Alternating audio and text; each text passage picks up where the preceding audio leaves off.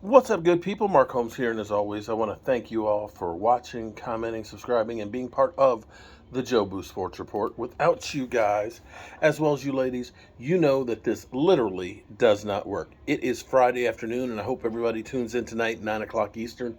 It's still kind of the silly season of the NFL where we're waiting, of course, for training camp to open because, we talking about practice. Not a game, not a game that I love. We talking about practice. Yes, we're talking about practice, but guess what, guys? It's not that far away. We are less than 2 weeks away from actually having all of the training camps open. I don't know about you, but I literally cannot wait.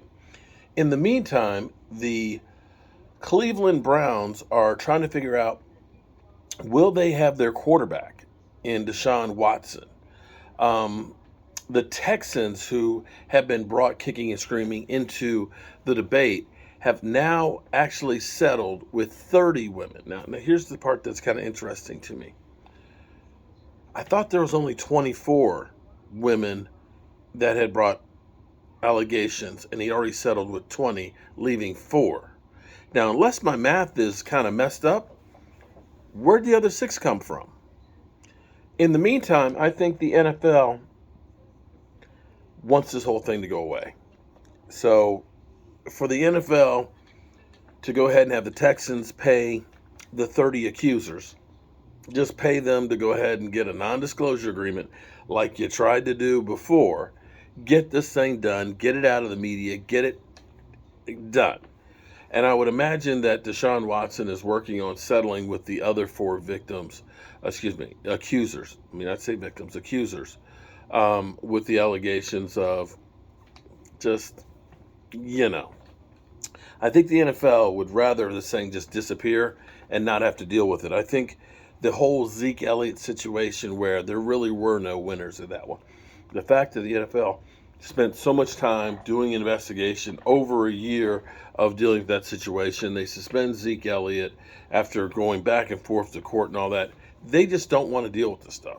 They don't. And I don't know if this one, how it will be resolved. We're hearing that it might be 6, well, maybe only 4 to 6 to 8 games suspension. And I'm looking at this with the number of people who have been in this situation versus what we had with Zeke Elliott. There were no lawsuits. There were no hearings.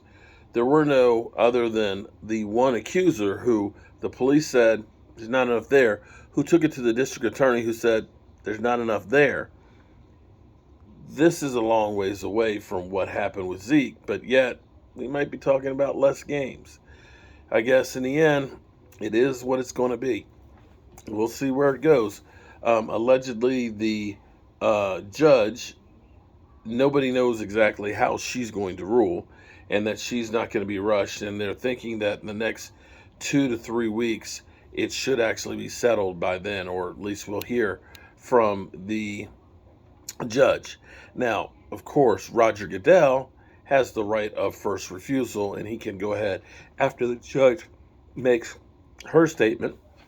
He could change what they do because he is, well, the commissioner. Anyway, that's about all we have, other than Dalton Schultz, along with 3 others, will be playing on the franchise tag. We were told a couple of days ago that more than likely the franchise tag situation was not going to change, that the Cowboys were pretty much a long ways apart from where they wanted to pay Dalton Schultz.